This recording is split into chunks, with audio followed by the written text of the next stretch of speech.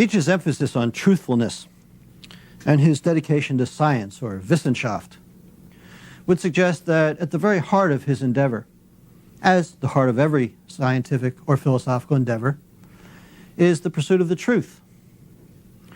But this has to be sort of weighed against Nietzsche's frequent statements, which often go, there is no truth, there are only interpretations. Or there is no truth, only appearances. Or there is no truth, only the prejudices of mankind. Or there is no truth, only our indispensable errors.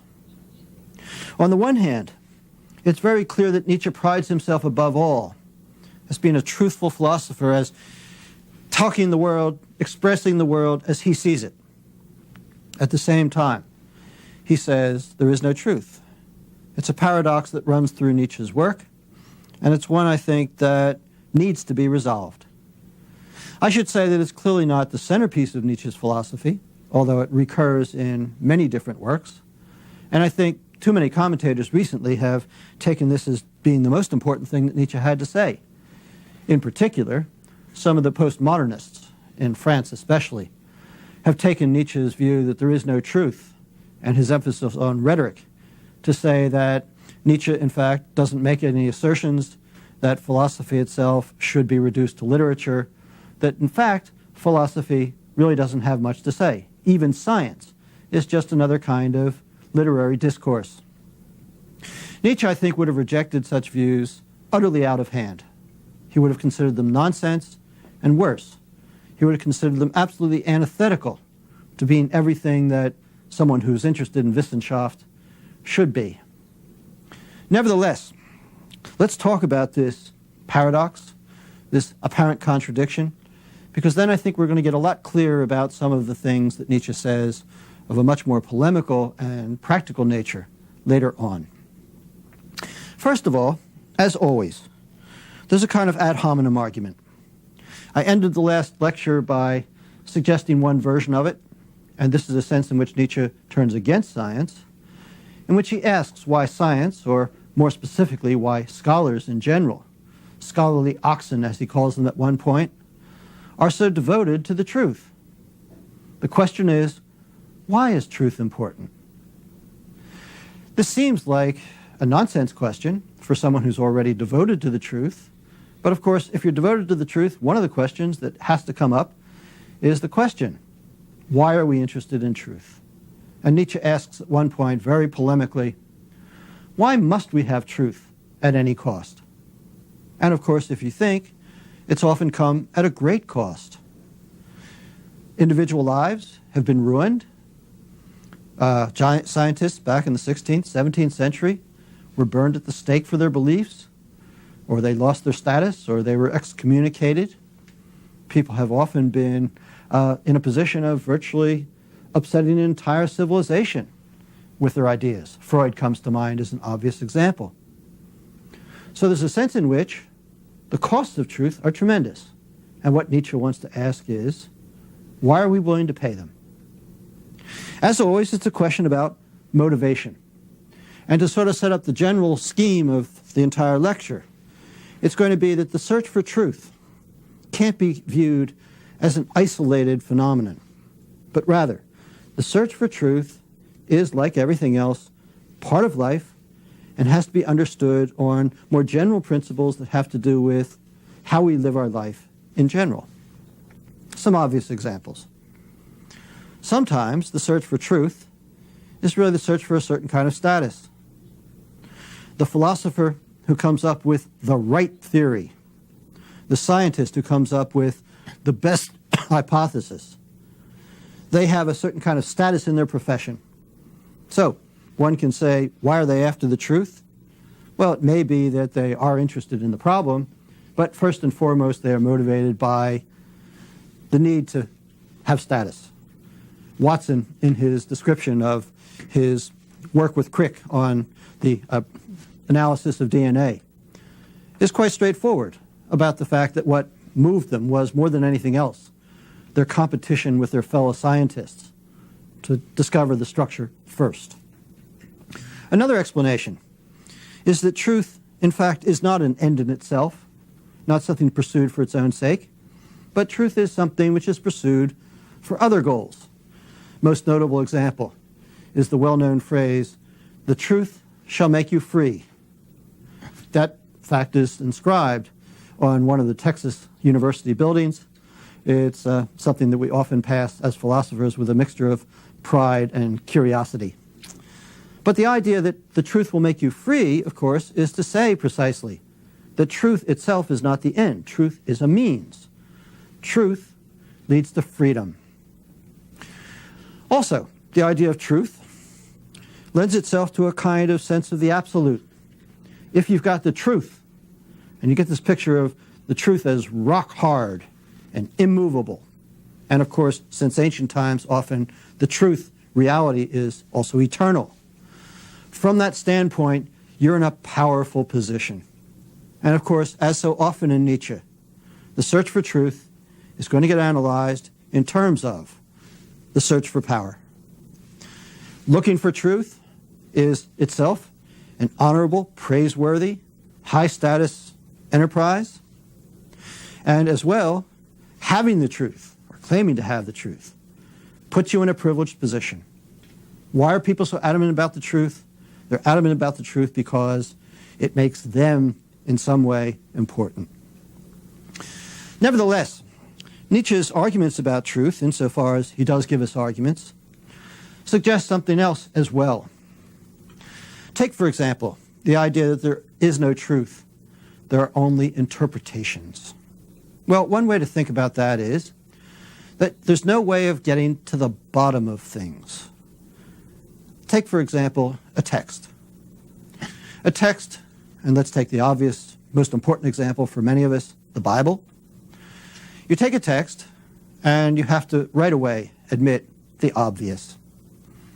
Former governor of Texas said something like, in an argument about bilingual education, if English was good enough for Jesus, it's good enough for us. But of course, it's not hard to realize that the Bible that we read is a translation. More accurately, it's a translation of a translation of a translation of a translation. And as everyone knows who's ever translated anything, there are all sorts of questions of interpretation that enter in at each step. It's not just presenting the original text, but it's already presenting the original text transformed, and one might argue, distorted. And in the case of the Bible, of course we know, it's not just a matter of having an original text, because it's a text which was cobbled together from many different texts, and those different texts themselves were interpretations of events, interpretations of myths and stories, interpretations for which there could be no original evidence in many cases. And so what we're talking about, if we're talking about the Bible as a text, is not really a text at all, but rather it is a series of interpretations, one on top of the other, going back to a set of facts which are themselves indeterminable. So to say that there is no truth, there are only interpretations, is to say that everything, not just texts, but our own experience, is an interpretation based on other interpretations, based on other interpretations. For example, take any common experience. The experience, for example, of wearing a wristwatch. Well, why do I think it's a wristwatch? Well, because I've been brought up in this culture, and I've been taught that that's what this thing is, and I know quite a bit about what it does, if not anything about how it does it. What's more, the whole notion of a wristwatch is built not just into the culture, but there's a sense in which it requires the use of language. I can imagine someone from a very different kind of culture looking at it and thinking of it as nothing but a bracelet, an ornament of some sort, or perhaps as a rather grotesque aberration of my skin on my wrist. There's a sense in which to understand anything is to interpret it. And if you want to work your way back to the original facts on which it's based, Nietzsche will tell us there are no such facts. There is no original text. That it's all experience, and experience is always an interpretation of something else. There's a sense in which, when Nietzsche talks about there being no appearances, when Nietzsche talks about there being no truth, only appearances. That, too, presents us with a kind of paradox. For example, there's a sense in which to talk about appearances is automatically to talk about the appearance of something. If I see an appearance of Kathy, the presumption is that Kathy's there. Or if not, the appearance resembles Kathy, perhaps I'm hallucinating, but it refers to Kathy. There's got to be a Kathy for there to be an appearance of Kathy. Well, there's a sense in which appearances then are dependent. Appearances depend on there being something of which they're appearances. But now we ask the question, how do you ever get behind the appearances? And this, of course, is an old philosophical question. It's perhaps most famous in modern philosophy through someone like Descartes, who asked this kind of skeptical question, how do I know that my experiences aren't fooling me? Or the kind of Humean skepticism in a much more radical way, how do I know my experiences refer to anything at all? Of course, it goes back to the early Greeks because they were skeptics too, and they asked questions of a similar sort. You find them even in Plato. But the idea here is that in talking about appearances, in talking about the world as it is in itself, what we always end up talking about is a gap between the experience, the appearances on the one hand, and what they are appearances or experiences of on the other. Kant perhaps makes it most explicit when he talks about the world of our experience as distinguished from the world in itself, the world as it might be apart from our experiences. But there's always this problem, which every philosopher has had to face. How can you even assert such a thing if there's no way of getting behind the experience, going behind the appearances, and seeing reality itself? Some philosophers have concluded from this that it's nonsense to talk about this at all.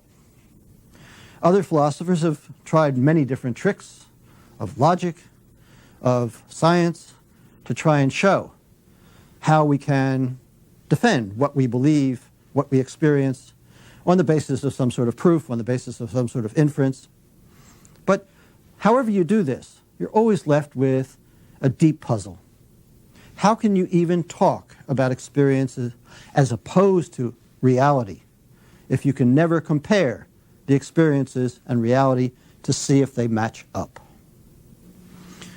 Nietzsche struggles with this question virtually all of his career. And I think the way to understand many of his more enigmatic statements about truth, such things as there is no truth, is to understand that all his stages in this grappling with this basic paradox. And Nietzsche's ultimate resolution is to see his way through the paradox, and as he puts it in one of his more striking aphorisms, actually a 6-part aphorism, he says in the conclusion, let's get rid of the real world, and with the real world, the apparent world disappears too. In other words, to take Kant and Hegel at, in one sense, their most generous, one might say that what they discovered, and what Nietzsche is now discovering for himself, is that the very distinctions that philosophers have made since ancient times, since Parmenides, between reality on the one hand and appearance on the other, is a bogus distinction. There is only the world of our experience. To talk about anything else just doesn't make any sense. But now, what do we say about the world of our experience? Does it consist of facts? Does it consist of truths? And let's be very clear that what Nietzsche is doing is emphatically not denying that some claims are more warranted than others, that we can't say anything truthful about ourselves or about the world. That is just plain wrong, because Nietzsche is, among all philosophers, together with Socrates, one of the ones who is most adamant about seeing, in some sense, the truth. But the truth has to be understood in terms of interpretations, in terms of experiences. So let's address the entire question from a different angle. There's a sense that comes out clearly in Kant of the world in itself, the world as God might perceive it. And Kant himself says, this is for us a notion bordering on nonsense, because the truth is we have no conception whatsoever. We can't have a conception of what such a world in itself might be. For Nietzsche, there is no such world in itself. But more importantly, there is no God's eye view. No way, not just because there is no God, but because even if there were a God, as I said in a very early lecture, even if there were a God, he would still have to see the world from a perspective, even though it's a God's perspective. The truth is, we always see the world from a perspective. And I indicated in the last lecture that, for example, we can look at the world, a flower growing on a table, from a scientific perspective, or we can look at it from an aesthetic perspective. We can look at certain questions. For example, the miracles described in the Old and New Testaments. We can look at those as religious truths, or we can look at them as scientific questions. How could this have happened? How can this be explained? We can, in our lives, take a view of ourselves as a parent, ourselves as a teacher, ourselves as still a child, ourselves as citizens, ourselves as citizens of the world. And with each shift in perspectives, what we're doing is, in a way, changing the truths. That's not to say that there is no truth. But now what we've started to do is we've started to relativize truth. And I want to be very careful here not to relativize it in a vicious way, but simply to say at this point, that what we're doing is appreciating that what might be a truth from one point of view, say a religious point of view, might not be a truth from, say, a scientific point of view. The debate between creationists and evolutionists, for example. I think one way of resolving that dispute, which even the Pope himself has accepted, is that there's a religious point of view of the matter, and there's a scientific point of view of the matter, and the one doesn't exclude the other. They're simply different perspectives, different ways of accounting for and appreciating the same set of phenomena. This idea in Nietzsche, which especially in his experimental period when he's writing Human Ultra Human, Daybreak Gay Science, is conceived of in terms of a view that is now called perspectivism. Nietzsche didn't label his views for the most part, but this one is pretty close to what he himself regarded. Perspectivism is the view that there are lots of different viewpoints we can take on things. And what's more, it's not as if, as the word perspective, which is a visual metaphor, would suggest, that there is something of which these are different perspectives. One might say, rather unhelpfully, it's life, or it's the world of experience. But ultimately, what you want to say is simply, this is the perspective, this is the context, this is the truth that emerges from that perspective. And of course, from within a perspective, one can argue quite vigorously about what evidence there is, about what follows from the evidence, about what hypothesis is more plausible than another hypothesis, or moving from science to aesthetics, what is more beautiful, or a more beautiful way of looking at something than something else. So it's not as if perspectivism rules out the question of argument, debate, or the search for truth. But rather, it says, this is always to be conceived of as contextualized. Now, perspectivism itself is a fascinating theory. In fact, perhaps the most exciting example of it, which we're going to talk about at great length in several coming lectures, is the possibility of different moral perspectives. And of course, this goes back to what I began this lecture with, the idea that there's always a motive for seeking the truth. The idea of different moral perspectives might again be used to raise the question, why do scientists and philosophers, scholars, devote themselves to the search for truth, often eliminating many of the other happinesses of normal human life, social life, family? And the answer, in part, might be because of personal status, the search for freedom, the need for power. But Nietzsche is perfectly willing to allow that there's something like a little automatic mechanism that gets scholars, scientists going, looking for the truth. Nevertheless, this is something that has to be explained in terms of their personalities, in terms of the context, in terms of the kind of encouragement they get from their culture. In general, science is a definitive perspective, but so are many other things. And in morality in particular, we're going to see two very different perspectives. In fact, there would be many more. But the two very different perspectives are the ones that Nietzsche calls master and slave morality. These are not just simply two different cultural artifacts. They are not simply two different ways of looking at morality, but they're two very different perspectives on the world. And here in particular, something very important comes through. That talking about different perspectives is not to say that any perspective is on a par or just as good as any other perspective. And Nietzsche is going to be very cautious here. On the one hand, he wants to be clear that, look, people do hold the one perspective and they hold the other perspective, and that's their perspective.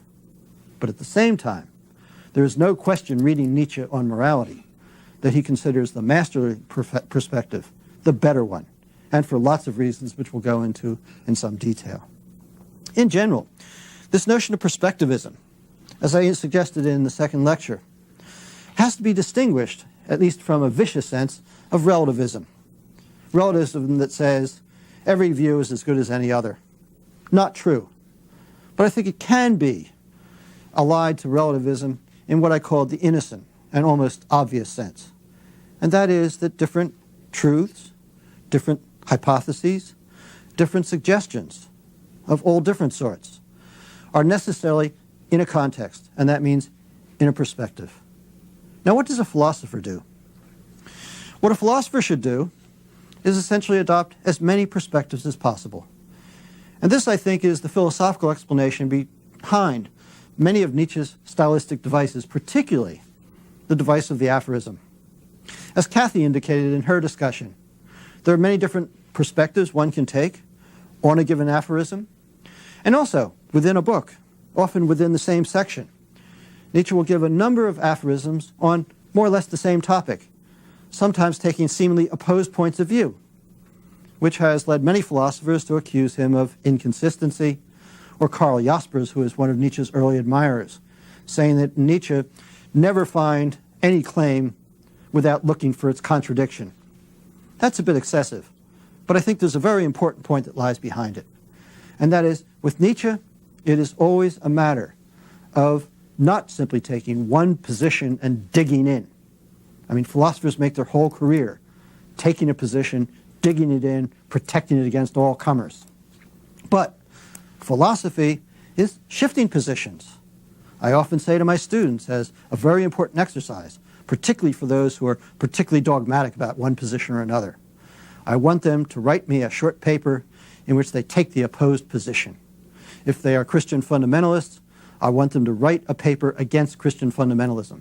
If they're atheists, I want them to write a paper in defense of theism. In general, I think it's very important to keep shifting perspectives. And according to Nietzsche, what the philosopher is supposed to do as part of his experimentalism is to keep shifting views so that you appreciate how these different views, first of all, operate in their own terms, but then, of course, more generally, understanding how these different perspectives operate together. Where is the truth? Well, I talked about the truth within a perspective, particularly, of course, if we're talking about a scientific perspective, but there's also a larger truth, what Hegel, for example, called philosophical truth.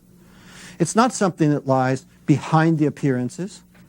It's not something that only God can know, but rather, philosophical truth is getting this sense, this very large and ever-increasing sense, of how these different perspectives, how these different ways of looking at things all tie together.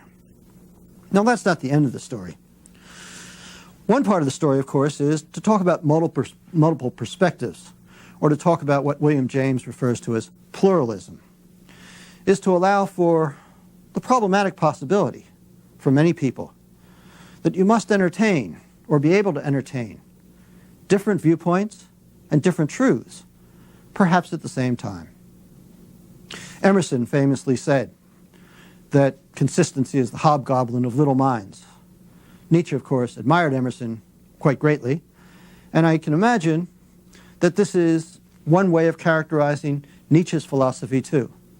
Now, by inconsistency, he doesn't mean the sort of flat logical contradiction that philosophers are appalled by, but rather he's talking about different perspectives. Why can't you be a scientist, an evolutionist, and a creationist at the same time?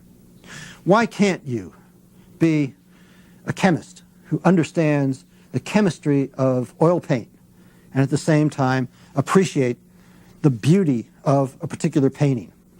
There's no reason, but philosophical sophistication and the philosophical skill that we should be cultivating in ourselves is precisely this ability to hold these different perspectives in mind at the same time.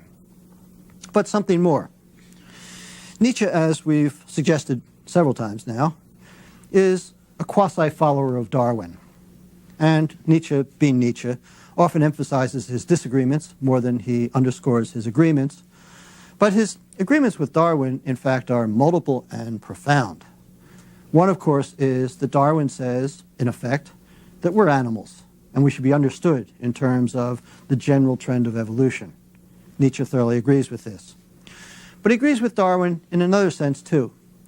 And although he doesn't talk much about natural selection, in fact, he has some arguments against it, one can see Nietzsche's view of truth very much in terms of something like Darwinian notions of fitness. Today, this would be called by some philosophers a pragmatic theory of truth. The name comes from James and Dewey. But I think it really fits Nietzsche as well. And it has, as it does explicitly in James and Dewey, Darwinian roots. I want you to imagine how it comes about that people have certain kinds of beliefs. And here, let's not talk about very particular beliefs, like coconuts grow on palm trees. But let's talk about very general beliefs. In fact, beliefs that are so general that they have been talked about by many modern philosophers as the presuppositions or the foundations of all knowledge. David Hume, for example, talks, for one, about the importance of induction and the idea that the future will resemble the past. And that's how we learn. He is a devout empiricist. We learn on the basis of experience. And we learn not just particular things, but we also learn, in some sense, the most basic things. And Hume's skepticism is very much caught up in the question, how do you defend these most basic principles? How do you defend the idea of induction? Kant comes along and answers Hume's question. Kant comes along and says, basically, induction really amounts to one of the rules according to which the human mind operates. If something happens, then it is more likely to happen again. In general, the future will be like the past. It is built right into our minds. Well, Nietzsche is not going to stop it there. As always, Nietzsche wants to push the question. How did that belief get there? Why is it built into the human mind? And a Darwinian answer makes perfectly good sense. Suppose you imagine a species of creatures who have built into their brains the idea that the future will be unlike the past, so that if you see lightning strike a tall tree, you rush under the tree during the next storm, expecting that lightning will never strike twice in the same place, or having struck a tall tree this time, lightning will strike somewhere else next time. The odds are that such a species would be short-lived.